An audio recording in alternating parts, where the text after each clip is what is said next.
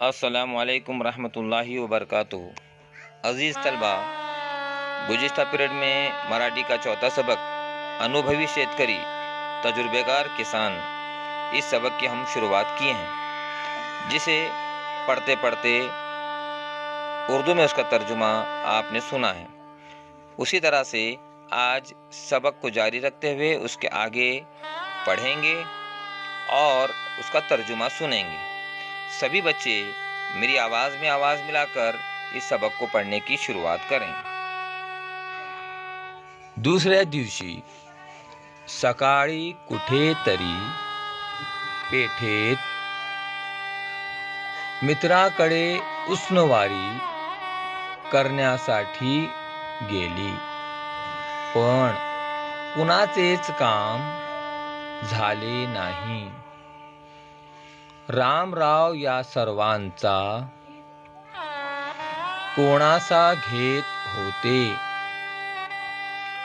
दुपारच्या वेळी तीनही मुले रामरावांचा निरोप घ्यायला आली. दूसरे दिन रामराव के तीनों लड़के इलाके के दोस्तों से उधार रकम हासिल करने के मकसद से घर से निकले, लेकिन किसी को भी कामयाबी हासिल नहीं हुई। रामराव तीनों की खबर ले रहा था। दोपहर के वक्त तीनों लड़के रामराव को अलविदा कहने के लिए पहुंच गए। आम्ही शहरात चाललो आहोत. महिनाभरानं 10,000 रुपये कमवून आणू, तेव्हाच घरी परतू. एवढे बोलून तिघे पाठीवरच्या पिशव्या सांभाळत गेले सुद्धा. हम शहर जा रहे हैं, महाना 10-10 हजार रुपये कमा कर ही घर वापस आएंगे। इतना कहकर तीनों अपनी पीठ पर थैलियां लगाए और घर से निकले।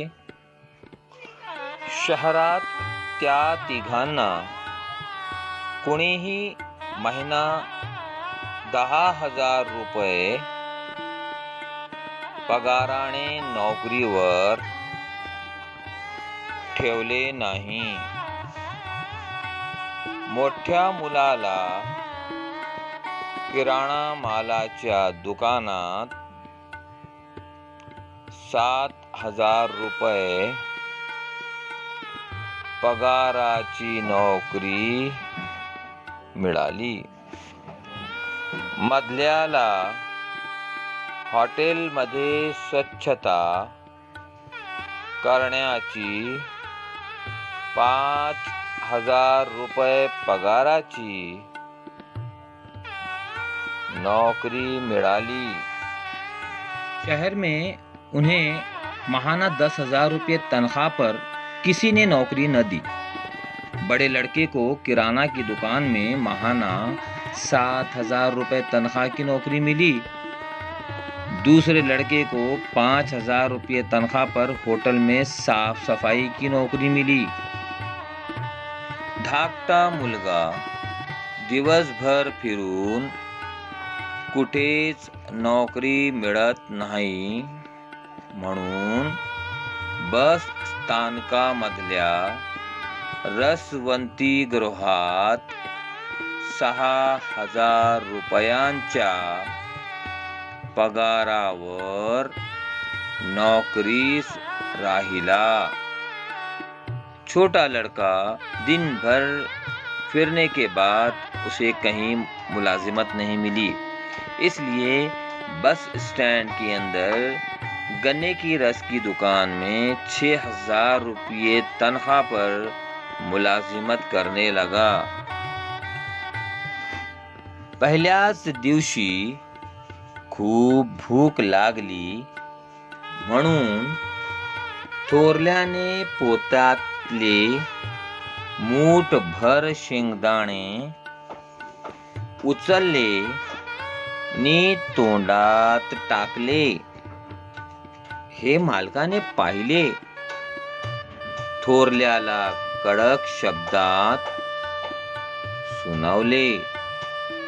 त्याचा अपमान केला. थोरल्याला घरातल्या कोपऱ्यात भरलेल्या शेंगांची पोती आठवू लागली. पहले ही दिन बहुत भूख लगी थी, इसलिए बड़े लड़के ने मुट्ठी भर सेंग उठाकर अपने मुंह में डाल दिया. ये उसके मालिक ने देखा और उसे बहुत गुस्सा करके उसकी बेइज्जती की. बड़े लड़के को उस वक्त अपने घर के कोने में रखे सेंग से भरे गोनी की याद आई. खाली मान घालून तो पोती उचलू लागला.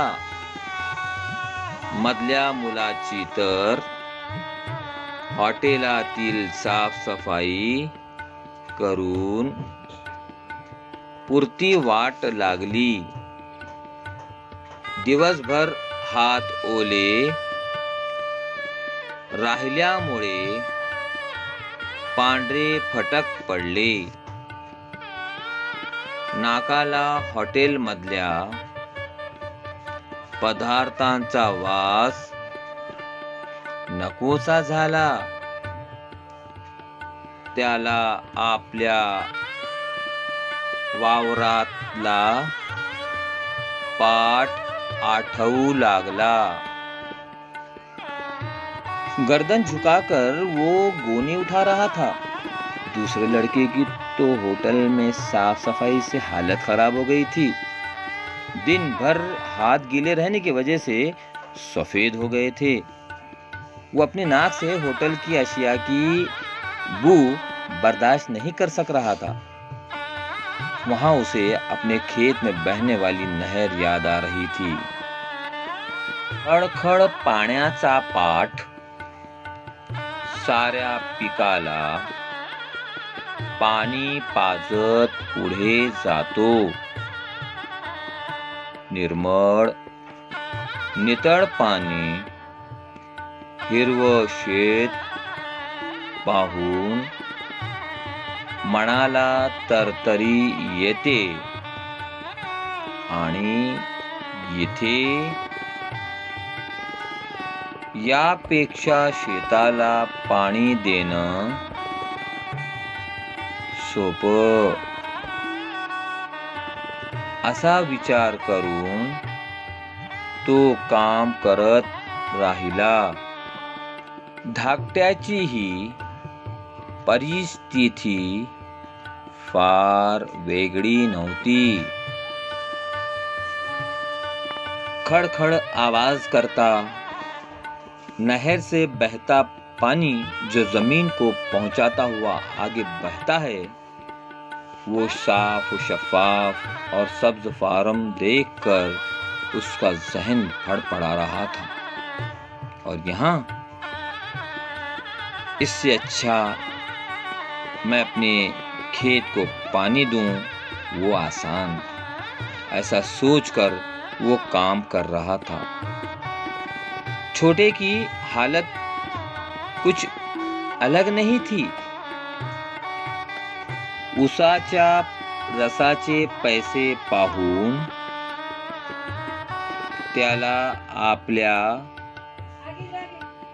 मळ्यातला ऊस